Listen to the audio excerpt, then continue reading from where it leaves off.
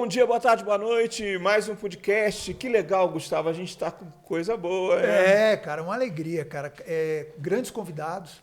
Tá para vir aí, ó, Tarcísio. Tarcísio já me prometeu, hein? O nosso governador. Tá para vir alguém da família Bolsonaro. Também me prometeu. Não fala quem é, não fala quem é. Vou falar quem é. Vai bombar o canal. Meu sonho é entrevistar o próprio. Eu sei. Eu vou começar com os dois filhos, para começar. E o nosso convidado hoje é um cara que pode levantar, e tem tudo a ver com a palavra levantar Votorantim. Com certeza. Então vamos falar sobre ele? Aqui, botei no celular hoje. Você botou? Então vai. Ele é nascido, criado em Votorantim, 43 anos, professor de educação física, pós-graduado em gestão pública. No esporte, ele tem título de tricampeão brasileiro e campeão sul-americano de levantamento de peso. Ó, vamos manter. Você viu o gancho? Vamos fazer um negócio bem leve com ele, né? Na política, começou como coordenador do Departamento de Juventude da Prefeitura, onde criou projetos inovadores como Integra a Comunidade, Grafite Legal e Jovem Solidário. Foi eleito vereador em Votorantim e reeleito como o mais votado da cidade. Olha que está indo no caminho certo. Como vereador, mantém seu foco na educação, na cultura e na saúde e é defensor das causas relacionadas ao transtorno do aspecto autista. Ele se destacou por sua eficiência na conquista de mais de 2 milhões em verbas parlamentares para investimentos na sua cidade. Hoje, com essa experiência e conhecimento, ele vem como pré-candidato à Prefeitura de Votorantim. Estamos aqui com o Luciano Silva. Tudo bem, Luciano? Tudo jóia, Chuca. Obrigado, Gustavo, pela oportunidade de estar aqui com vocês, falando com todos que seguem o canal de vocês. É muito importante. Está chegando o momento em que a população agora começa, né, a acompanhar o trabalho dos seus representantes. Logo mais vão ter que escolher, né? Então é muito importante. Eu gosto muito de, quando me chamam, eu tenho que estar presente, disponível, porque é um momento para a gente estar prestando contas, não só do trabalho de vereador, né, 2 mandatos já, como foi falado aí, o mais votado da cidade, mas agora também para apresentar novas propostas e um novo rumo para a nossa cidade.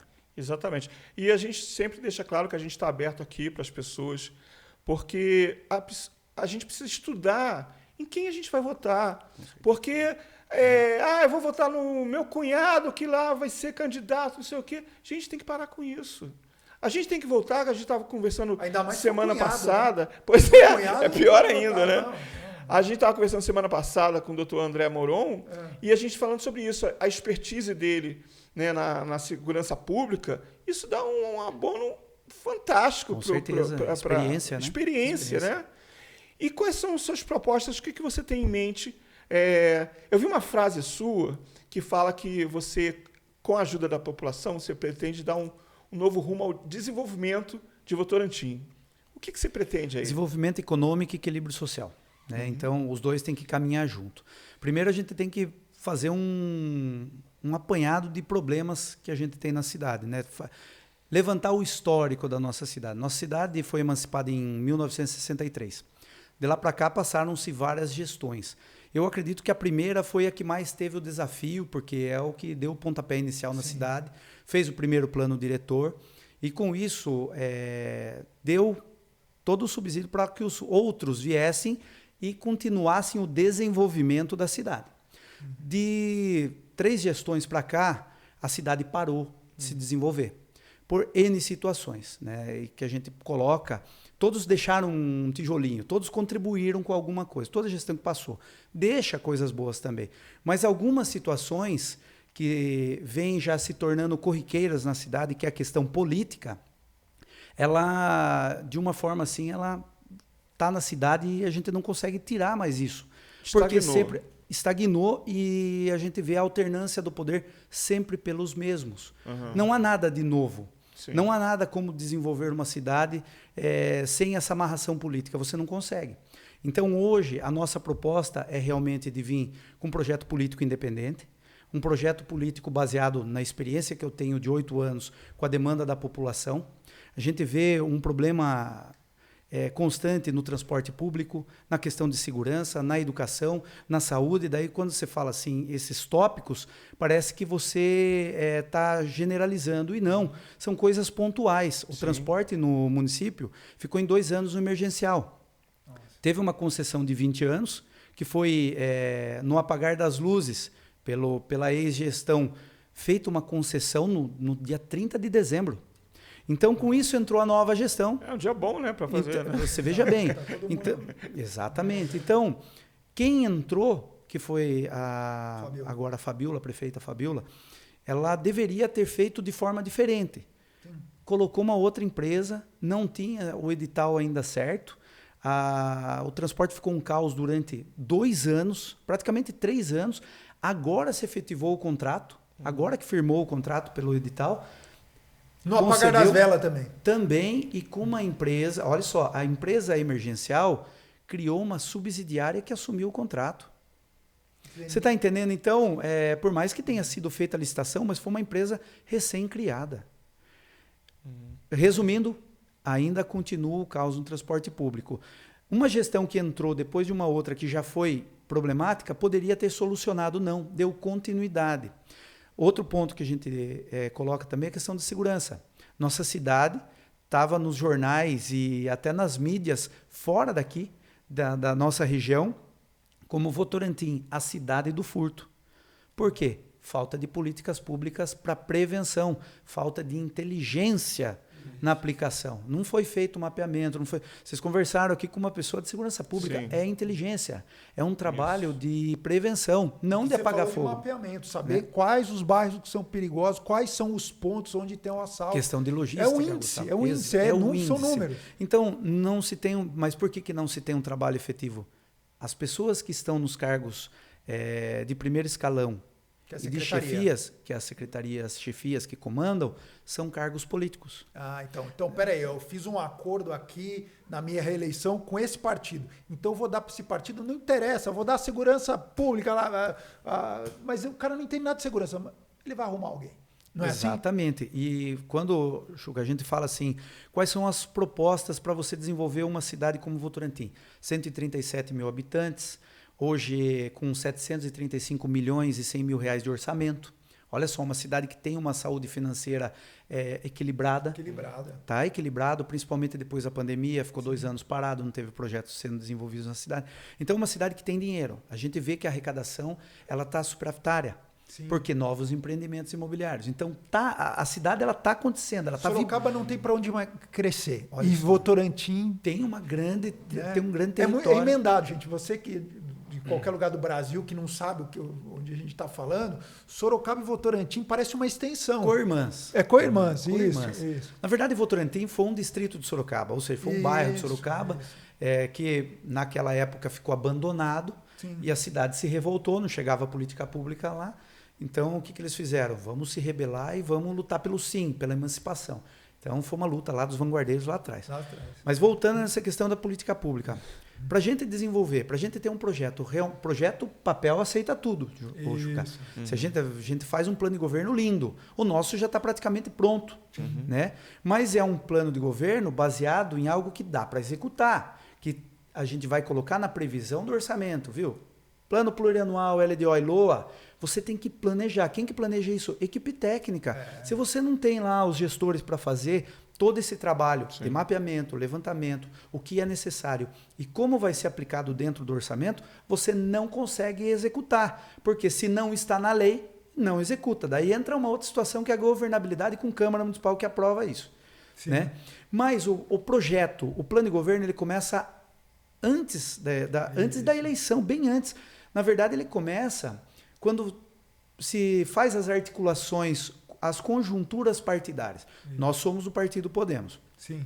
Fomos procurados por diversos partidos para fazer coligações, conjunturas, seja para o majoritário, um vice, o outro para prefeito. Normal. Essa articulação... Essa é parte do jogo, gente. Essa articulação... Não tem nada de errado, tá? Isso não, isso faz parte do jogo. O que vem de errado é o que eles vêm pedindo para se juntar com você. Aí você vê, se você faz esse tipo de amarração, colocando políticos Nos cargos de primeiro escalão, por exemplo, um secretário de educação que não é de educação e não entende nada, você vai prejudicar todo um trabalho que está em andamento. Exatamente. Se você coloca lá, por exemplo, no serviço público, alguém que não conhece a cidade, que não tem aquele trato de trabalhar com o servidor público do serviço público, ou seja, você coloca pessoas que desmontam a secretaria. E é o que aconteceu nas últimas 3 gestões. Houve um desmonte das equipes de funcionários públicos e servidores, sendo Quando você fala 3 substituídos. gestões, nós estamos falando de Pivetta, Fernando e Fabiola. Exatamente. Que são candidatos. São as últimas 3, exatamente, que são os candidatos. Essas gestões... Então eles já vêm com uma capivara grande, hein? Já vem. Não faz sentido para mim, Gustavo, que a população coloque o mesmo grupo que já governou a cidade, não deu certo, não foram aprovados, porque não foram reeleitos, de novo para comandar a cidade, para governar a cidade. E é uma década, né? É você comandando a cidade, atestar que você está colocando novamente um grupo que pode não ser o mesmo da outra gestão, mas são os mesmos que estão no cenário político. E os mesmos pensamentos. Depois mesmo você vai ver a secretaria, a hora que você vê a composição, você fala, cara, mas é mais do mesmo. É mais o mesmo. O que você quer fazer é uma ruptura como aconteceu aqui total, em Sorocaba, total. que era o mesmo grupo político que ganhava. Exato. Ruptura total. E outra, privilegiar e dar prioridade para o servidor público municipal. Eu falei esses dias atrás numa entrevista e volto a repetir. A máquina ela já funciona. A cidade ela já tem as suas secretarias e essas secretarias elas já funcionam. Sim. A educação ela já tem lá os seus gestores, Sim, claro. que são servidores públicos. Todas as secretarias já têm o seu andamento, já têm o seu cronograma. Entra-se um novo grupo, começa-se o quê? A tirar esse pessoal que está, os servidores que está, porque muitas vezes esses servidores, na linha desse pensamento político, ele fala assim, não, esse pessoal não estava com nós, o pessoal não estava com a gente. Vamos colocar pessoas... Eu acho um erro. Nossa, é um erro. Aí você começa A falta a de desmontar... A falta de continuidade. Você começa a desmontar essas secretarias e coloca os políticos para comandar essas pessoas que estão lá, que sabem fazer. Ou seja, você como servidor, que já faz o trabalho, deixa de executar, porque eles tiram você desse cargo, colocam em outras pastas, e daí um outro político vem e comanda a sua pasta. E esse político ele não sabe o andamento da pasta, ele vem pedir para você, que estava executando, né? Ou seja, as pastas, a secretaria, ela começa a parar de executar, né? Há um grande problema, porque muitas vezes o servidor descontente não vai executar da forma que ele executaria se estivesse tendo incentivo e estivesse sendo valorizado pela gestão. A gestão da prefeita, além de dar 3,93% agora no dissídio, perdeu prazo ou não quis dar mesmo o reajuste real, poderia dar antes dos 180 dias, tinha prazo para isso, mas deu em cima, a alegação foi que não dava mais tempo, porém o reajuste, o aumento dos agentes políticos estava para vir 100%. Se não há uma mobilização da população, inclusive encabeçada por mim, para ir contra esse tipo de aumento, não teria sido rejeitado, teria sido aprovado 99% de aumento para agentes políticos. O salário da prefeita passaria de 17 para mais de 26 mil. Olha que absurdo isso. E os de secretários, até a gente entende que o secretário, se ele for técnico, ele merece sim ser reconhecido, porque você vai ter um engenheiro de tráfego, você vai ter um profissional na educação. Você pegar o quanto ele ganha na profissão dele. Aí tudo bem. Mas você pega lá hoje, os cargos são todos políticos. Então, ou seja, você tá entendendo? Às vezes é político profissional, que não é formado em absolutamente nada, a não ser político. Gustavo, isso não reflete isso começa na montagem da administração, certo? No começo do mandato. Mas aí começa errado. Aí já começa errado. O que vai acontecer? Descrédito da população, porque a política pública não chega. Esse é o ponto. A população ela está indignada, ela está desesperançosa, por quê? Porque ela não acredita mais que o representante político que está lá vai fazer um bom trabalho. Eles acham que todo mundo é igual. Nós estamos vindo, o que eu estou falando não é discurso. Sim. Gustavo, lá eu sou servidor público, eu sou professor da rede municipal há 10 anos. Na rede estadual, eu estou afastado, né? Agora estou afastado dos 2 cargos, mas do estado eu já estava afastado, né? Então eu conheço tanto a rede estadual de ensino quanto a rede municipal de ensino, no qual eu sou professor, no qual eu estou dando aula.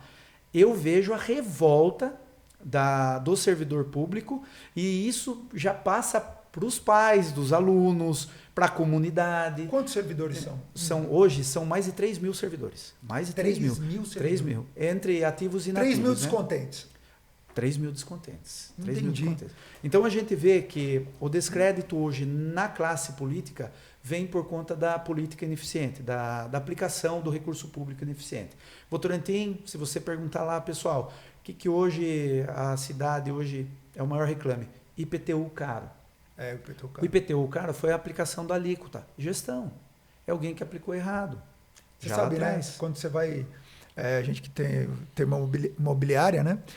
Ramo imobiliário, a hora que você fala aonde que é a casa, não sei o que, é em Votorantim, então não quero. Não quer por conta disso. Aí, se você perguntar para mim hoje, como que a gente vai fazer para trazer novos investimentos na cidade, gerar emprego? Você tem isso no seu plano? A primeira coisa é deixar a cidade bonita. Ninguém quer investir em Votorantim, porque a partir do momento que você é um empresário, você quer fazer um empreendimento, vai ter a lei de compensação. Essa lei de compensação, que é a contrapartida de você estar entrando numa cidade, como ela é feita? Ela é feita de forma transparente ou entre 4 paredes com o prefeito? Não pode. Não pode. Não pode. Isso aí tem que ser uma equipe gestora. Um exemplo para a população é os condomínios que vêm no município, fazem a sua obra imobiliária que visa o capital, sim, porém asfalta vias vicinais que estão há muito tempo sendo cogitadas pela população, que muitas vezes a prefeitura ela tem o seu compromisso, ela não consegue fazer isso a curto prazo. Um empreendimento imobiliário que vem na cidade uma construtora grande faz. Pacaembu, ou seja, acaba fazendo o trabalho que seria da prefeitura. Exato. Então, se você vem ali não só na construção civil, mas você quer colocar a sua empresa no ramo têxtil, por exemplo, você precisa de uma área grande. Isso. A prefeitura ela tem que fazer o quê? A desapropriação dessas áreas, isso, tem que estar dentro do plano diretor, que é o ordenamento territorial. Você tem que fazer o quê? Planejamento. E dar incentivo. E o incentivo. Aí entra várias situações. Hoje nós temos uma renúncia fiscal de 5%. Antes era 3%. Foi aprovado de 5%. E seria para quê? Fazer as isenções, né, de algumas situações, eu vou dizer assim, porque você pode fazer tanto para o imóvel, você pode fazer tanto para os empresários, né, que tem a empresa, a indústria na cidade. Não tem transparência. É feito com quem? E qual é o critério? E qual que é o impacto em folha? Então, nós tivemos uma grande polêmica lá, foi a questão do IPTU, que foi dito que nós votamos contra a redução do IPTU. Quem, em sã consciência, representando a população, vai votar contra a redução do IPTU? Não foi essa lei para a Câmara, foi a renúncia fiscal de 3% para 5% sem nenhuma transparência. Quando você faz renúncia fiscal, significa que você vai deixar de arrecadar por algum motivo. Você tem que justificar esse motivo. Estou deixando de arrecadar milhões, tá? De 3 para 5 passa de 18 milhões lá no orçamento. Isso. Você está deixando de arrecadar para quê? Veja bem, isso pode te dar até uma improbidade administrativa, porque se você não mostrou o impacto disso. Isso pode prejudicar um projeto social. Sim. Isso pode prejudicar uma ação em trazer tirar uma demanda reprimida da saúde, com cirurgias eletivas, por exemplo, mutirões. Dá para fazer N situações. Sim. Mas eu, mesmo tendo a gestão pública, mesmo tendo conhecimento da vereança por 2 mandatos, eu preciso de equipe técnica comigo. Eu não vou governar sozinho. Exato. Você tem pastas que você vai ter que delegar, Gustavo. São inegociáveis. Exatamente, você não pode negociar. Nenhuma, para mim todas são importantes. Por exemplo, você vai pegar um secretário de educação, que você tem um índice de ensino que você tem que manter isso e aumentar isso. Sim. Você tem que trabalhar não só com a questão pedagógica, mas com a questão continuada de formação dos professores. Então você tem que valorizar quem está trabalhando na rede. Quem está trabalhando na escola não é só professor, você tem cuidador, você tem merendeira, você tem o auxiliar de limpeza, você tem os técnicos de apoio. Todo esse pessoal tem que ser valorizado. Você não pode valorizar só uma classe. Então, quem que vai valorizar? Eu estou falando assim com mais propriedade porque eu sou da área da educação. Isso, da área da educação. Tá, mas se você coloca uma pessoa lá que não conhece, não vai valorizar. Vai deixar passar. Em linhas gerais, vira o prefeito. Você tem 30 anos de mercado aí de comunicação. O que eu faço? Comunicação, cultura na tua mão. Professor, educação. Claro. Médico, você põe a pasta de saúde. Exato. Quer dizer, você dá para quem entende, para quem viveu aquele universo. É isso. E, Gustavo, perfeito. E detalhe, mais uma, só para a gente reforçar, tem que ser de Votorantim. Isso. Você pode trazer mão de obra especializada de fora? Segundo escalão, terceiro escalão. Exatamente. Pensa porque assim. quem é de Votorantim, ele espera que um votorantinense que conheça a realidade esteja à frente de algo tão importante. Tá? Uma das situações que a gente fala que daí já é um princípio, é você realmente amar a cidade que você está. Eu sou votorantinense, nascido e criado. Vocês vejam bem, as pessoas, eu estudei em escola estadual, né, escola pública, toda a minha vida. Na época, a minha escola era estadual mesmo, depois que se tornou fundamental. Sim. Aí o que acontece? Eu cresci com pessoas, que meus amigos de infância, são pessoas que estudaram comigo na escola. Então, eu conheço eles até hoje. Hoje eu conheço a família. A minha família tradicional da cidade. Sim. Tem empreendimento, nós temos academia, mas meu pai já teve uma lanchonete, a lanchonete Imagine.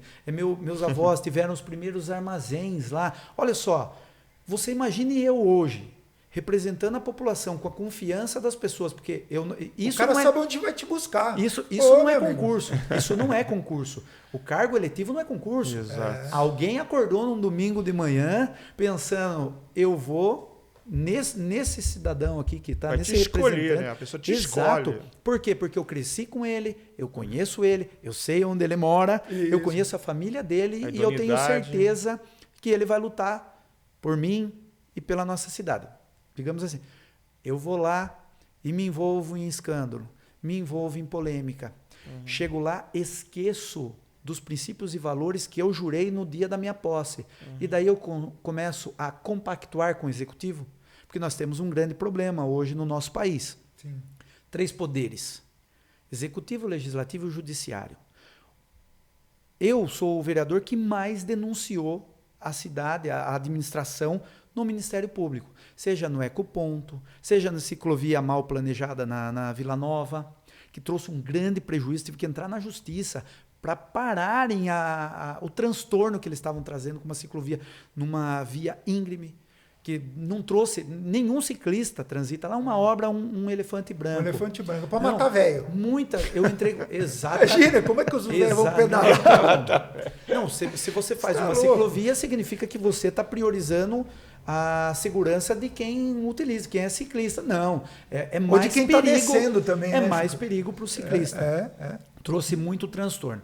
Então, quando você vê ações tendo que você entrar no Ministério Público, significa que a Câmara Municipal não está cumprindo o seu papel.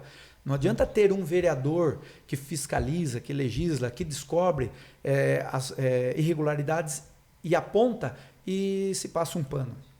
Quantos vereadores nós temos Somos hoje? 11. Sempre então, eles não falam a mesma língua, né? A gente já sabe, né? Claro. E que é isso, legal, que é democrático. Isso é saudável. A divergência de ideias e a pluralidade, até nos temas que são abordados, é importante. Por quê? Por exemplo, eu tenho um trabalho muito grande na inclusão. Sou professor, tenho um trabalho na questão dos autistas. Porém, eu legislo em todas as áreas. Claro. Todas as áreas. O que é certo, o que é errado, está errado e a gente tem que ir contra. A gente está lá para garantir direitos e cobrar deveres. E isso está na Constituição. Então, para a gente o viés ideológico dentro de um município, ele não tem sentido nenhum. Nada de polarizado dentro do município. Você representando, você vai representando o A e B. O transporte público é para quem é de direita e para quem é de esquerda. Ou a segurança é para todos, ou seja, é para todos. Não tem. O viés ideológico, ele é uma outra discussão que fica lá acalorada no Congresso. Isso, deixa eles brigar lá. Onde eles vão, sim, legislar causas que vão impactar aqui. Nós, Câmara Municipal, muitas leis a gente é engessado, Gustavo, a gente não consegue criar. Eu não consigo obrigar o poder público, por exemplo, a fazer uma determinada ação que cause ônus para ele. É inconstitucional. A lei nem passa na Procuradoria da Casa. Então, muitas vezes a população ela pensa assim, puxa, o vereador está lá criando dia de conscientização, o vereador está criando leis que muitas vezes não têm eficácia. Porém, tem algumas outras leis que a gente pode sim disciplinar ações no município. A lei que eu criei contra o pancadão, disciplina. É. Não pode ter pancadão dentro de nada que seja público. O privado, fiscalização, Sim. GCM e Polícia Militar para fiscalizar. Então, mas no público, a gente conseguiu fazer. Foi uma lei que no começo deu aquele... Claro. Com certeza foi... Principalmente que organiza, né? Muito, exatamente, não gostaram. Porém, eu estou olhando quem? A população de bem. Isso. Eu estou olhando aquela população que tem um autista na casa, que tem um idoso, que tem um acamado, que tem pessoas que trabalham. Perturbação de sossego, vocês acompanharam, isso foi geral. Sim. Sorocaba teve que fazer um combate mais incisivo para conseguir combater essa situação. E é uma questão cultural e temporal. Você viu que ele dá uma... Sim. Daqui a pouco ele dá uma parada, daqui a pouco ele volta. Volta. Para ele não voltar. Agora que deu uma tranquilizada, agora é o momento. Prevenção. Você faz esse trabalho de fiscalização, a gente fala muito daquele escapamento aberto. Sim. A poluição sonora é terrível na cidade. Eu tenho que fazer, sim, várias operações para coibir isso. Para acabar com isso. Não tenha dúvida que essas pessoas que transgridem as leis, elas vão falar assim, puxa, aqui em Votorantim não dá mais. Isso. Aqui Você não dá vai pra pegar gente- mais mulher por causa disso, não, velho. Os Não, caras vai- pensam, né? Exato. Eu tô com escapado. Vou se empinar, acordou todo vou- mundo. Não, Não, eu já esquece escutei assim, não, anda devagar que aqui em Votorantim o radar te pega mesmo. Então, essa é a questão, né? Você colocar para o cidadão de bem que ele está seguro, que existem políticas públicas que o dinheiro dele está sendo bem aplicado. Essa é acho que é a expectativa de todas as pessoas. Todas as pessoas. Você retornar. Aí fala, IPTU é caro.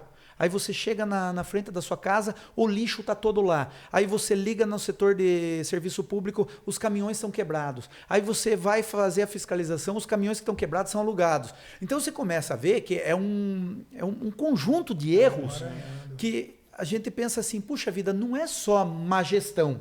Não é só questão do planejamento. Aí tem maldade já. Aí já tem maldade. Aí alguém não está fazendo o que se comprometeu a fazer. Então você acaba fazendo um caos na administração. E dentro de uma compensação, né? Se o cara paga caro, você, pô, se eu tô pagando caro, mas a cidade está limpa, tá brinca, tá legal. Mas quando não tá, a pessoa se sente lesada. Se sente lesa município. É isso que eu falo, não é lesa pátria, é lesa município, né?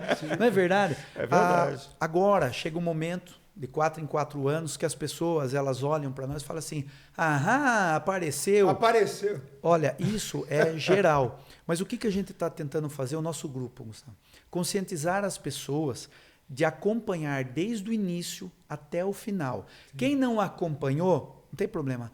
Pega agora para pesquisar, busca o conhecimento, vai lá ver qual foi o posicionamento do seu representante. Isso. Posicionamento. O posicionamento é aquele que faz você discernir se a pessoa está do lado da população ou se está do lado dele próprio, porque a partir do momento que você faz troca com o executivo, você está pensando só em você. Se você for a favor o tempo todo do executivo... Na sua promoção Tá, aí é brabo. e na continuidade do cargo político como cargo de carreira. E não é. É um ciclo, ele se encerra. Os agentes políticos eles têm que entender, principalmente quem está vindo agora, pré-candidatos a vereadores, pré-candidatos ao majoritário, eles têm que entender o quê? Vai passar. Vai passar. É um tempo que passa. O servidor público permanece, a população permanece. Sim. Na verdade, ele vai passar, ele vai voltar a ser um cidadão. Exato. Ele vai voltar, às vezes o filho dele, o neto, vai estar estudando na escola que ele deixou. Então, o representante ele tem que pensar que não é uma questão eleitoral, é uma questão para a geração. O plano que eu faço hoje para a cidade, e a gente vai colocar a população, é um plano que muitas vezes eu não vou conseguir executar em 4 anos. Sim. Mas eu vou dar o início para que outras administrações que venham, que tenham essa responsabilidade, dê continuidade. Eu não posso chegar agora, e eu já até adianto essa questão da primeira pergunta que vocês fizeram, quais são as propostas? É reorganizar a administração. Sim. Reorganizar significa fazer um mapeamento a partir da transição, que nós temos 90 dias para fazer após a eleição. Nesse mapeamento, a gente levanta o compromisso que já foi assumido pela administração com N situações, seja obras que não vão acabar agora, vão ficar inacabadas, eu tenho que dar continuidade a essas obras. Eu não posso deixar essas obras de parada e falar, Comecei outra. A administração, tô tendo que fazer outra porque a administração não deixou a previsão. A gente tem que se virar. Viu esse negócio de entrar lá agora, Chuque, e falar assim, olha, viu, no começo a gente mostra para a população como é que tá, dá transparência. No começo. Você já mapeou 90 dias. Não tem que chegar lá e falar, olha, agora que a gente está iniciando, a gente vai ver como é que está a administração. Não, você já sabe. Eu, como vereador de 2 mandatos, eu não posso chegar lá e falar assim, agora eu vou ver. Eu já tenho demanda de 8 anos. Eu já sei aonde está a precariedade da política pública na cidade.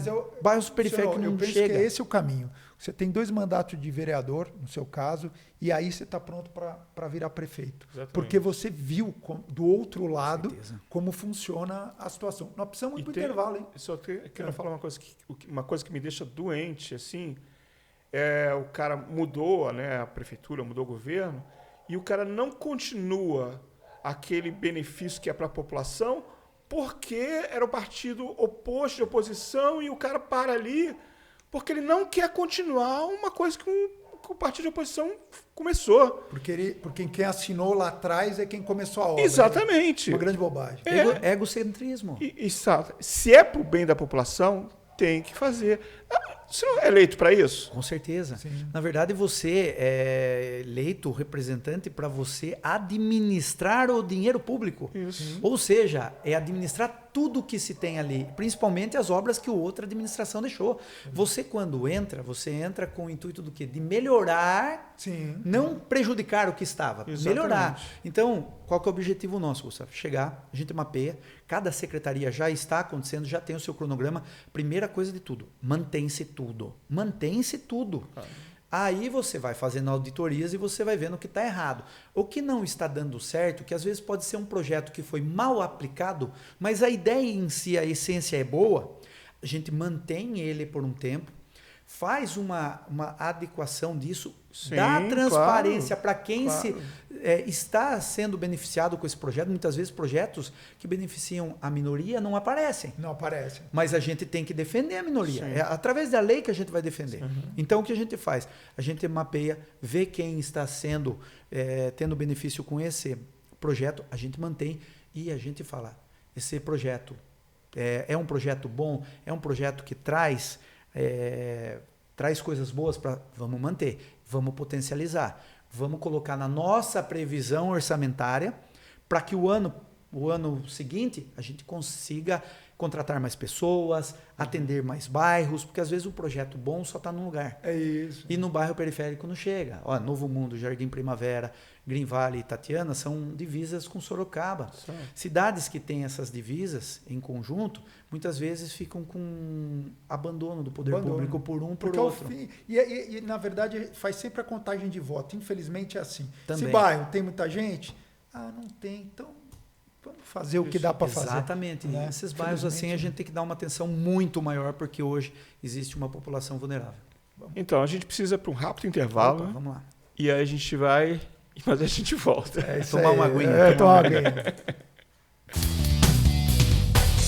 Ozonioterapia é sinônimo de saúde e bem-estar, tratamento eficaz e indolor. Serve para tratar problemas circulatórios, sinusite, lesões no joelho, linhas de expressão, emagrecimento e até tratamentos capilares. Os resultados são impressionantes. Você quer saber mais? Conheça o espaço MTC e Ozônio. Agende agora a sua consulta. A vida vai bem, obrigado, mas tudo pode acontecer. Seu carro quebrou? Chama logo o reboque e leva para sua oficina de confiança. Aqui em Sorocaba, eu confio na Julião Auto Center. Eles trabalham com nacionais e importados, injeção eletrônica, suspensão, freios, escapamento, câmbio e embreagem. Não pense 2 vezes. Julião Auto Center. Você sabe o que é gatificação? É transformar seu lar em um lugar mais harmonioso e aconchegante para o seu gatinho. Casinhas, escadas, redes, prateleiras, pontes, arranhadores e muito mais. E tudo isso feito de forma artesanal, com segurança, qualidade e estilo. Você sabe onde encontrar tudo isso? É na Gato Rico Design para Felinos. Chegar no Tradição Urbana é sempre assim. O chefe Zezinho nos recebe para uma noite inesquecível. Entradas, um bom vinho, pratos com assinatura de um verdadeiro artista. Tudo perfeito, não falta nada. Aliás, só falta uma boa companhia, mas isso fica por sua conta. Tradição Urbana, Rua Ana Monteiro de Carvalho, 75, Sorocaba. Venha e se surpreenda. Gente, voltamos. Estamos aqui com um bate-papo muito legal com o Luciano, que é o futuro pré-candidato, né, a prefeito. Você já estava fazendo uma previsão, eu acho que, olha, às vezes bate umas coisas, né? Profetizou, ele tá disse amém. Boa. Ele é pré-candidato a prefeito de Votorantim e tem um projeto muito legal de renovação, de tirar as pessoas que estão aí há muito tempo, mais de uma década, né, o mesmo grupo político, né, e mudar e fazer Votorantim, como ele mesmo disse, crescer, né, de uma forma bem legal. Eu ia falar o seguinte, sua família é uma família conhecida. Conhecida. Tipo assim, essa sua vocação política vem assim do pai? Não vem de pai, não tenho. Na minha veia, não tem. Na minha veia não corre o sangue político. Os meus avós vieram de Bofete, constituíram família na cidade antes da emancipação. Depois da emancipação, meu avô, Tonico Pinto, que é muito conhecido na região do Rio Acima, perto do bairro Cubatão, Estrada da Ventania, quem é de Votorantim conhece toda aquela região. Meu avô teve um dos primeiros armazéns da cidade. Né? E os caras compravam fiado? A história, compravam, na época que o fio do bigode valia muito, Gustavo, o fio do bigode. Eu ainda sou dessa época, eu sou aquele que tem que sustentar a palavra, porque é um princípio da minha família. Então, olha só, viu? Como se diz, hoje tem gente que não sustenta, né? Nem sentado. Nem com o contrato. Exatamente, não sustenta. Né? E assim, meu avô, a história do meu avô foi muito bonita. Vou tentar resumir aqui para a gente conseguir falar bastante, né, sobre os assuntos. Mas assim, meu avô, eles venderam, minha família de Bofete vendeu as terras, né, os pais dos meus avós, e eles vieram para cá e compraram essas terras no bairro Cubatão. 36 alqueires de terra na época. Na época, a terra valia bem menos, não era tão valorizada a terra. O telefone custava muito mais. Quem caro, tinha uma linha de telefone custava uma casa. Custava uma casa. Então, olha só como era diferente os valores, né? Quando eu era adolescente, meu pai me deu de presente uma linha de telefone para você estivesse me dando assim um apartamento. Exatamente. E era assim, eles alugavam linhas. Era igual um aluguel de casa, né? E assim, eles compraram as terras, mas eles não tinham como construir casa, né? Porque foi tudo comprado nas terras. Sim. Comprou alguns animais, né? Para ter vaca, porco, galinha, tal, para eles começarem a viver disso, né? E daí fizeram uma casa de taipa. Meu pai morou na casa de taipa quase até os 18 anos de idade. Meu pai. Então eles iam para a cidade para vender as coisas, montaram um armazenzinho. E começaram a vender as coisas que faziam no sítio. E por um tempo, meu avô, naquela época, fazia hipoteca. Olha só. Nossa, a gente não ouve mais nem essa palavra. Meu avô, ele hipotecava o sítio para comprar os insumos. Sim. Comprar o farelo, o rolão, né, o milho para as galinhas. E com isso, ele conta assim, meu pai conta até emocionado a história dele, porque é uma história realmente de pobreza, né, pobreza extrema. Tirando do que comer para vender e para constituir. Meu avô, no final da vida, tinha várias casas e terras. Meu avô só sabia escrever o nome. Olha só, de gente trabalhadora. Exatamente, daquele do dia a dia, no sol a sol. Sim. E eu trabalhei 5 anos no sítio com eles. Né? Meu pai, a lanchonete fechou, na época do Collor, do programa Collor, faliu. Meu pai tinha uma lanchonete Imagine, era coisa assim, inovadora. Tinha sala de dança, uma pista de dança, tinha os camarotes. Né? Algo assim, para a época, inovador. E fez muito, né? E meu pai construiu a casa nossa com isso e tal, porém quebrou. Meu pai voltou para o sítio daí. Daí meu pai voltou para o sítio, eu fui com ele. Porque eu já tinha uma idade... Você tem lembrança disso? Tenho muitas lembranças, tenho fotos, tudo. Olha que legal. Tenho muita coisa. Eu tinha 9, 10 anos de idade. Sim. Eu lembro da minha mãe fazendo porção e lanche na chapa. Olha que Porque eu era pequeno, meu irmão trabalhava na lanchonete, meu irmão mais velho trabalhava, fazia conta de cabeça. Ele era garçom. Na época podia, Gustavo. As crianças trabalhando. Claro, não tinha vergonha nenhuma. Trabalhar, e isso deu uma Não tinha base. leis que Isso deu uma base muito boa para nós. Teria que ser revisto isso. Não é escravidão e nem trabalho infantil, nem exploração, mas É na ensinar desde família. pequeno o que tem que fazer. Exatamente. O suor, né? Que é a dor e a dificuldade de você ganhar o dinheiro e você valorizar isso. Que hoje não valorizam. E hoje nós estamos tendo um grande problema, que é outra coisa que a gente vai ter que colocar muito, a educação financeira. Sim. As crianças têm que aprender, porque hoje não é mais o papel. Você não consegue mensurar. É tudo digital, é o Pix. digital. Então vai embora muita coisa, né? E rápido, né? Vai embora rápido. E você não consegue mensurar. Então, na época, meu avô hipotecou. Depois, com o dinheiro do próprio trabalho, foi pagando. Depois, constituiu aquilo e foi ampliando. Teve negócios, teve casas. E a minha família herdou isso, né? Sim. Graças ao trabalho do meu avô. E meu pai depois montou academia. Eu comecei a treinar por conta disso. Aí vem o halterofilismo. O exemplo daí vem o halterofilismo. Em 1999, meu pai fundou a Academia Corpo de Aço em Votorantim. Uma academia de powerlifting, de levantamento de peso. Os antigos ferreiros, Gustavo, hoje não tem mais. Hoje a gente não fala assim antigos ferreiros, porque na época era. Época que você tinha estampado nas paredes Arnold Schwarzenegger, o Stallone, os Mr. Olímpia, Franco Columbo. Você tinha grandes ídolos que a população naquela época admirava. E era uma cultura diferente, era a cultura dos fortões, né? Hoje não tem tanto. Pode ver que mudou. Hoje é o CrossFit, as academias de ginásio. A nossa academia mesmo teve que se adaptar. Né? Dos fortões virou uma academia mais voltada para realmente saúde. Por quê?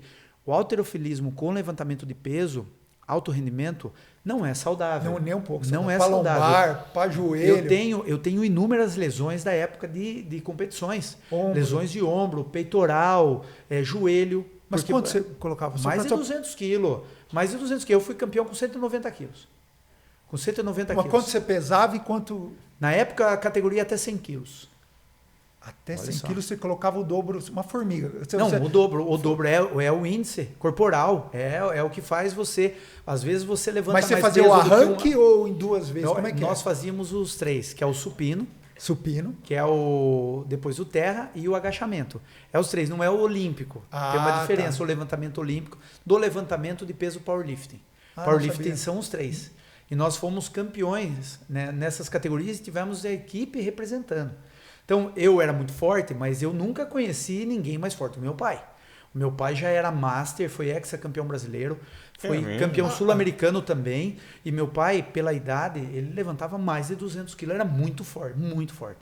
Meu pai agachava com 250 quilos. Essa força que esses homens tinham na época, diferente, gente que Gustavo, trabalhava hoje não tem mais. serraria, trabalhava não sei o quê. Os caras pegam coisa, cara. Você fala de 60, 70 quilos, encerado em caminhão, não é? Não tem mais, Gustavo. Não tem mais. Não tem mais. É uma questão de genética, misturada com a alimentação da época. Porque eles foram criados no ovo. No amendoim, na proteína. Não foi na farinha láctea, não foi... No whey protein, albumina, essas coisas. Olha, e nós quando treinávamos já existia whey protein, albumina, aminoácidos. Meu pai foi contra isso sempre. Meu pai falava, ovo, você sabe o que você está comendo. Então teu pai era mais forte que você? Carne. Meu pai, muito, mas meu pai era mais forte do que todos que nós conhecemos. Sério? Não. Meu pai é forte até hoje, Gustavo. Você vê, meu pai tem 70 anos. Se você vê as coisas que ele faz, ele não treina mais. Sim. Né? E carrega muitas lesões. Muitas lesões. Meu pai carrega lesão na coluna, meu pai no lombar, carrega lesão no peitoral, ombro. Mesmo assim, se ele chegar aqui hoje, vocês olharem, vocês falam, louco. Esse cara treina ainda. Esse cara não tem 70 anos de idade. Ou seja, ele tem uma memória muscular. Exatamente. E o treino de força ele é diferente do treino de fisiculturismo. Isso. Né? Ele é um treino que exige muita fibra branca, é um trabalho de força. E que a pessoa ela não fica tão gigante. Ela fica, como é claro que aparece a força, tudo, a estatura, mas é muito forte. São tendões, ligamentos, é coisa assim absurda, meu pai. Meu pai, nem na faculdade, quando eu fiz faculdade, porque eu fiz em 2000 na FEFISO, né? E 2005 já estava, 2001 entrei, 2005 já estava formado. Meu pai foi provisionado, Gustavo. De 2000, provisionado é aqueles que O CREF começou a exigir habilitação. E daí, na época, essas pessoas que tinham muito conhecimento, mas não tinha. Meu pai não Já tinha ganhava estudo. Meu pai tinha até quarta série. Ah, entendi. Meu pai tinha até quarta série. É, Então, é um mérito pelo histórico. Falar, Pelo tá aqui, ó, histórico, vamos por tudo. regularizar isso aí. viu? E eu discutia com os professores da faculdade alguns temas que eles colocavam lá, alguns estudos dele.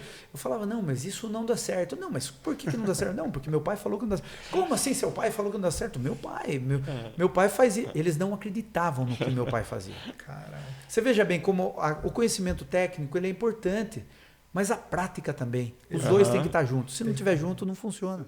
Então a história é mais ou menos isso, né? Para tentar Que resumir. história pra ali. você. Luciano, deixa eu te fazer uma pergunta só. Desculpa. Não, não, beijo. vamos. Mas o que você usa do halterofilismo, dessa... Porque tem gente que pensa que isso é só questão física, e não é mental. Mental. O que você 100%. usa isso para a tua vida e para a política? Disciplina. Disciplina, aquela vontade de vencer, que isso nos dá, né? Não estou falando só do halterofilismo. As competições, elas forjaram a minha identidade.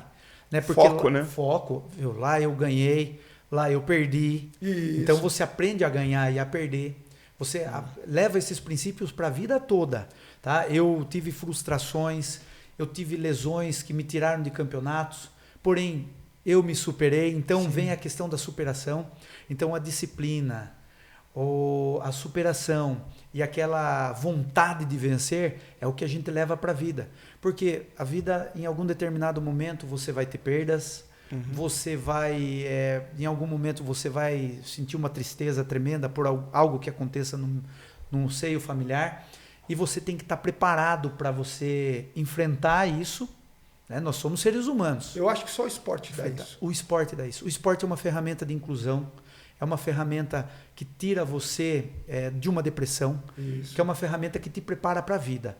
Eu, como professor de educação física na escola, em uma quadra, poderia montar até escrever um livro, Gustavo, colocar Sim, assim, que legal. Diários de uma Quadra. Sim. Porque ali eu vejo a característica de cada um, O que é líder, o que... o que é líder, Tá. aquele que é tímido, O que é talentoso e não... aquele que é talentoso, a bondade e a maldade Sim. dentro de uma quadra. O que sabe trabalhar por equipe. Exatamente, a gente trabalha a cooperação, a gente trabalha essa questão de trabalho em equipe, é fantástico. Sim. A questão de perder ou ganhar, a questão da superação, calma, hoje nós perdemos, por que nós perdemos? Isso. Vamos corrigir os erros para a gente ganhar amanhã.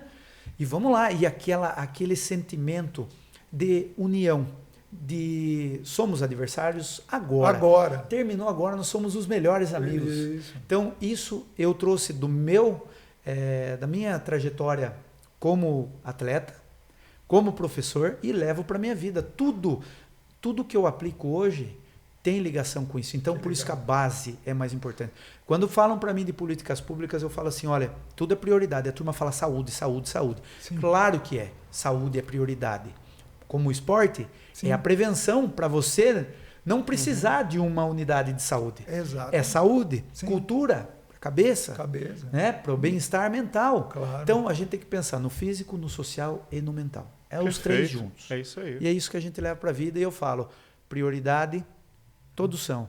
Mas a educação é o pilar e é a base. Começa dentro de casa e tem que ser desenvolvido nas escolas. Ô, Luciano, você também tem, assim, como bandeira, né, o autismo, né? Sim. O que você pretende fazer, assim, para melhorar a vida? Você já citou algumas coisas. Sim. Não, mas é muito importante falar sobre esse tema, principalmente porque eu, como educador, eu tive o primeiro contato com o autismo antes de ser representante eleito como vereador. Então, eu na escola eu já possuía alunos autistas. E esses alunos, eu via uma grande precariedade do sistema de ensino em dar o desenvolvimento necessário para essas crianças. Primeiro, porque na época em que eu comecei, antes de representação, não havia cuidadores na escola. Não havia nenhum sistema de você trabalhar específico o desenvolvimento com cada aluno. Hoje você tem o AEE, que tem dentro das escolas, né? Que é um trabalho ainda que a gente tem que ampliar. Você vê que tem cuidadores, porém o cuidador, hoje, ele tem atribuição específica de cuidar da higiene e também de fazer a locomoção até o banheiro, né? Acompanhar essa questão e alimentação só. Então, o cuidador e hoje o AEE não está dando conta da alta demanda, e até isso é um fator de evolução. A gente tem que entender que se tornou uma questão pública agora de você ter uma atenção maior por conta dos laudos, por conta da eficiência no diagnóstico. Tá? Então, nós temos uma alta demanda, que nós tínhamos, por exemplo, 200 autistas na rede, hoje nós temos 3 vezes mais, hoje nós temos mais de 600 autistas na rede, que precisa do quê? De um auxiliar desenvolvendo de forma específica. Você consegue colocar tudo isso? Tem que ter um grande planejamento. Tá? O autismo caiu assim, no meu trabalho, veio para mim, primeiro porque eu já tinha um contato nas escolas que eu trabalhei. Como representante, em 2017, eleito no primeiro ano de mandato, mães foram me procurar na Câmara Municipal. Mães que relataram que estavam tendo constrangimento em filas de supermercados, lugares que tinham aglomerações. E eu quis saber mais dessa situação que elas estavam enfrentando. E elas me procuraram. Então, por ser você educador, foi procurar e abraçou a causa porque você é educador. Exatamente. Elas foram me procurar porque elas viram meu perfil, um professor, ele vai nos entender, ele vai dar voz para a gente. Quando foi lá e elas relataram, eu fiquei muito triste com a situação que elas estavam vivendo há anos na cidade. Há anos na cidade. E não tinha voz, não tinha nada. E elas me pediram para entrar com um projeto de lei, que era o símbolo dos autistas em estabelecimentos públicos e privados. Foi a minha primeira lei sobre autismo na cidade, garantindo esse direito. Que legal. Gustavo, foi um boom na cidade, foi explosivo. Antes de 2017, antes dessa lei, não havia nada, nem se falava na questão do autismo. E com essa lei, a gente deu uma grande visibilidade e eles começaram a ser respeitados nas filas. E daí, depois dessa, veio o cordão do girassol, veio o símbolo em transporte público, veio o atendimento especializado e acompanhamento nas escolas. Então já houve avanço. Muitos avanços. Eu criei mais de 10 leis. Só para você ter uma ideia, na época, o laudo não era permanente. Todo ano você tinha que ir lá ter aquele constrangimento, falar assim, olha, meu filho é autista e eu tô tendo que vir aqui de novo provar, você tem que renovar. Autismo... É que nem prova de vida. Autismo é para sempre. Porra, isso aí é que nem prova de vida. Prova de vida era. E eu fui lá, criei a lei e determinei que era indeterminado. Mais um ganho. Hoje, nós temos um CAECA, que é um centro de atendimento especializado, tem 130 autistas. A fila já é o dobro. A gente tem que ampliar, tem que ter mais atenção, recurso tem, dá para se investir. Hoje nós temos um problema nos profissionais. Tá? Para você ter um fonoaudiólogo, um TO, você ter um psicopedagogo, um neuro, é difícil, não é fácil, porque a demanda não é só Votorantim, a demanda é enorme. Nós estamos vendo agora a questão do convênio, que eu já falo aqui e parabenizo as mães dos autistas que estão lutando muito bravamente. Por quê? Porque elas sabem que o poder público, o poder público já era para ter feito a legislação em cima dos convênios, das empresas. As empresas visam lucro, tem que passar lá em cima. Já era para ter ferramentas para coibir esse tipo de situação de você estar tendo um atendimento e de repente corta e você não sabe nem o que está acontecendo. É um desrespeito. Então, no Votorantim, nós temos o CAECA, nós temos o NAI e nós temos as ações nas escolas. No nosso plano de governo, ainda não posso falar a proposta, para não ser propaganda eleitoral antecipada. Mas logo a gente vai apresentar. A gente vai fazer uma unificação desse trabalho e a gente vai apresentar um programa de desenvolvimento. Gustavo, e autista não é só até 12 anos. Tem um autista adolescente, tem um autista adulto. Não tem respaldo, atendimento nenhum do poder público. E a gente vai trazer isso. Muito legal. Bom, Gustavo, fale sobre nossos patrocinadores. Quero agradecer o Tradição Urbana, Alta Gastronomia, por um preço que você pode pagar. Lá tem o mignon exótico, que é um prato espetacular. O pastelzinho. O que mais você gosta lá? Nossa. Batata ao forno lá? Batata gratinada. Batata gratinada, cara, uma delícia. Sabe que eu vou lá para comer batata gratinada. Tem tempero especial lá, né? Eu já sei, mas não vou contar para eles não. Vai lá, vai Tem lá. um prato que você come lá que é o abadejo Bella Manieri, muito bom com camarão. Vou levar você, Luciano. Vai lá. Eu quero conhecer, até para frequentar, a família, os amigos. Se você for lá qualquer dia, é capaz de esbarrar comigo ou com o Gustavo. É isso aí, que nós estamos lá batendo cartão sempre. Cabeleireiro, como é que é o nome do cabeleireiro? Marcelo Soares. O Marcelo Soares faz o hair da nossa produtora e vai fazer o meu também, que eu vou levar meu platinado lá Eu vou levar, eu quero ver ele Ó, acertar lá, viu? Eu prometo que da próxima vez eu corto com Não, ele. você corta, porque fizeram uma cagada gigantesca. Que no caso fui eu mesmo, né? MTC Ozônio, conheça a Ozonioterapia com a Gisele, que manja demais. Cara, ela tem mais de 30 diplomas lá de cursos que ela fez. E ozonioterapia é vida. Bolks é bolo gelado, né? Você Nossa. experimentou. Érica Regina, entre em contato com a Bolks, está aqui o telefone para você. Você pode fazer a sua encomenda para aniversário, bolo gelado. Cara, tem ninho, chocotudo, tem vários. Eu tô muito chateado com a Érica. Porque ela não trouxe Não pra esse mandou programa. mais, não mandou mais. Vou pedir para ela trazer. Liga para ela lá, liga para ela, nossa produtora. Pode ligar lá. Quero falar da Alfa Massagens, quiropraxia e tem massagem relaxante também. Você que está todo estupiado aí, o que ela faz? Uma massagem com alongamento, massagem relaxante. Você sai de lá, você dorme. Pra você ter uma ideia, eu dormi lá, só para você ter uma ideia. Acordei no outro dia. Mentira. Transpina, que é transporte executivo. Traz todos os nossos artistas. Ó, a gente só não mandou trazer o Luciano, porque o Luciano tem toda a assessoria dele. Aí ele veio de carro, chegou a equipe de helicóptero, que o homem tá ficando importante lá em Votorantim. Sunset Termas Park fica em Paranapanema, fica lá em Avaré. Vai lá, reserva e depois você me agradece. E tá vindo pra cá, hein? Tá vindo pra cá, parque aquático fantástico. Depois eu conto detalhes. Desamassando. Amassou seu carro. Você quer um artista? Porque é o seguinte, meu amigo. Se você amassar o teu carro, vou te contar uma coisa. Você vai na loja para vender, eles vão jogar, teu carro que vale 30, eles vão jogar 10 pau no teu carro lá. Vale 10!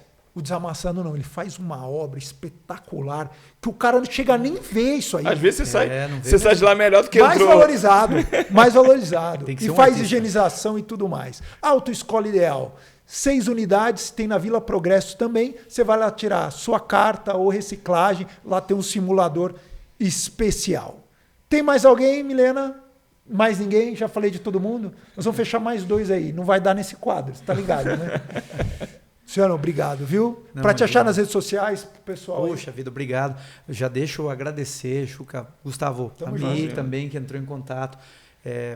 Gratidão pela oportunidade de agradecemos. estarmos aqui trazendo informação para a população, prestando contas do meu trabalho, me apresentando, que é muito Sim. importante que as pessoas conheçam, que se conscientizem que hoje tem outras vias, né? Eu sempre falo, eu não sou inimigo de ninguém, Gustavo. Eu sou dentro da política, eu sou uma nova opção. Sim. Uma Uma opção nova proposta. diferente do que já foi. Eu tenho uma fala e uma frase que eu gosto de deixar sempre. Aqueles que tiveram oportunidade e não fizeram, não merecem outra vez. Teve oportunidade, não fez, não merece outra vez. Então, gratidão, um abraço a todos que nos acompanharam, obrigado pela audiência. E eu sempre digo, a comunidade agradece. É isso aí. Gente, renovação. Pensem nisso, renovação. Eu sempre falo muito sobre isso, né? Gustavo, valeu, obrigado. Tamo junto.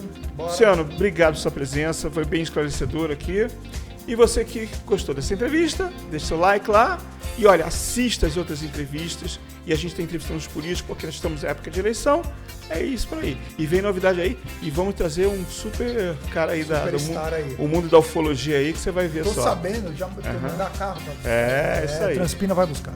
Gente, até o próximo Quiz Podcast. Valeu.